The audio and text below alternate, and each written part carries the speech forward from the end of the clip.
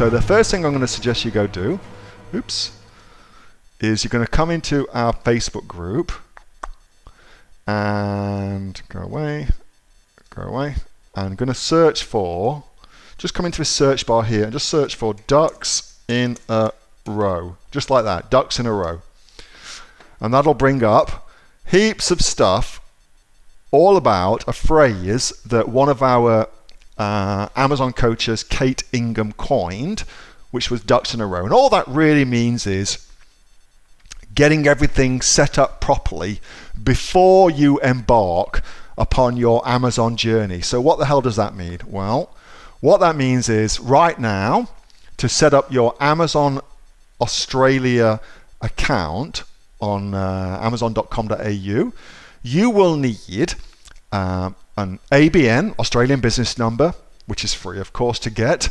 You'll need a bank account. You will need a debit or credit card linked to that bank account. You'll need a bank statement, a mobile phone number, and some form of ID, i.e., your driving license or your passport or something like that. So that's what you need to start selling. And the ducks in a row refers to how you set those things up. So what is the best to do going forward with your Amazon business is to have everything consistent. So the same address on your ABN is the address that you use on your bank account, is also the address you use for your Seller Central account, for instance. So you want to make sure that those three things are very, very consistent, and that will help you as you move forward. So your mobile phone number that you have with Seller Central, it's linked to your own, it's in your own name. So if you're asked for your mobile phone number, that's all consistent as well. The bank account, the address for your bank account, what's on your statement that you'll get asked for, well, that's going to be the same as your ABN. That's the same as the Seller Central, etc., etc., etc. So everything matches. There's a consistency that makes you look like a professional seller. Amazon will flag your account very, very quickly if there's inconsistencies between addresses, between bank details, between mobile phone numbers, etc., etc., etc. So that's the basics. Next level of that is if you're serious about actually getting started on Amazon, then you might consider getting a company set up, Pty Ltd company set up. And if you do, of course, then that company should be linked up properly, everything consistent with ASIC. It's got the same address that you're using on your Seller Central account with your bank account, blah, blah, blah, blah. That's all consistent again. And then the next level of that is you might also consider getting yourself a trademark. And I think there is a very, very strong argument to be made now that selling on Amazon requires a trademark now. I think there's a very strong argument to be made for that. Certainly the way that Amazon's going is Amazon, especially in the USA, more and more and more, they are rewarding people who've got trademarks with enhanced capabilities within their Seller Central account.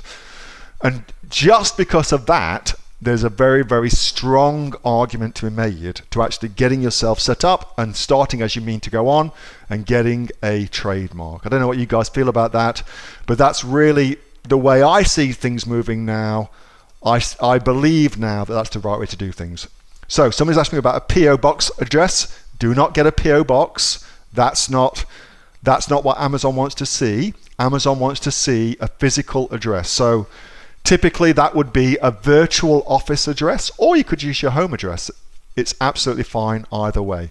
I use a virtual office because that way if I move around, and clearly I move around a heaps, that works really well, and I can maintain the consistency without having to update Amazon too much. Hayden says ASIC doesn't allow a PO box. Yeah, that's what I thought. Virtual office address, just go Google that. You'll find out what that is. It's just an address where your mail gets sent to, and you pay a monthly fee for that. I think, what's the name of the company that does those very, very cheap, $22 a month, something like that. They're a packaging and printing company as well. The name slips my mind. Hopefully somebody will know what the hell I'm talking about and will figure that out for me. But the one I use is the GE Centre. They're at Gordon in New South Wales. It's $49 a month. They take my mail, they forward it anywhere in the world, or they'll just open it and scan it for me if I don't want it forwarding. So pretty simple. Hey, thanks so much for watching that video, and I hope that you got some massive value from it. Before you go, do you live in Australia? If you do, this is for you. Would you like to learn how to sell things on Amazon here in Australia? Would you like to know what sells really, really well and what sells for the maximum amount of profit? Would you like to know where you can source those products from, whether that be in China or here in Australia, and how to source them so you pay bottom dollar and get maximum value for what you're doing? If you do, please subscribe to my channel and like this video, and you'll learn that and much more. It's the exact same information that people like Jeff from New South Wales I've used to make $45,000 a month on Amazon, that Sue, who's from the sunny coast, has used to purchase herself a brand spankly BMW every single year as a result of her e-commerce business, and the lovely Kate from Bowral in New South Wales has used to make $32,000 a year on, a month, not a year, a month on Amazon, and indeed Anthony, who makes $15,000 a month on Amazon, selling, as he puts it, odds and sods. If you'd like to learn the exact same information that they use to maximize their profits for their Amazon businesses, subscribe to this video, like my channel, post below if you want me to teach you something. Okay, I'm out of here. Speak to you soon. Bye. Subscribe. Do it now.